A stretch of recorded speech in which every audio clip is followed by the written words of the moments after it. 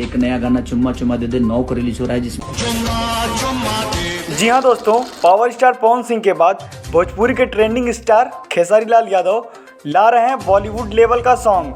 दुर्भाग्य की बात तो ये है कि इस सॉन्ग का नाम भी चुम्मा है, लेकिन सौभाग्य की बात ये है इस सॉन्ग को आप एक बार अमिताभ बच्चन की आवाज़ में सुन चुके हैं।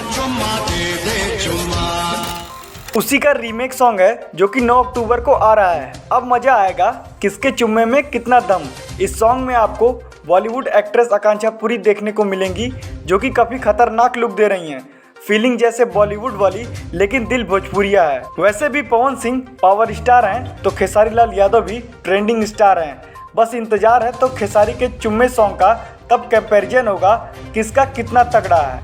वैसे तो खेसारी लाल यादव हमेशा बड़ा विवादित बयान देते हैं, लेकिन इस बार पावर स्टार पवन सिंह के सॉन्ग पर थोड़ी सी खुशी जाहिर की। अब देखते हैं खेसारी लाल यादव के गाने में कितना दम होता है। फैंस भी काफ़ी एक्साइटेड हैं कि खेसारी लाल यादव अपना सॉन्ग लेके आएँ और गर्दा मचाएं, लेकिन वो गर्दा मचा पाएंगे या नहीं ये उनके सॉन्ग पर डिपेंड करता है।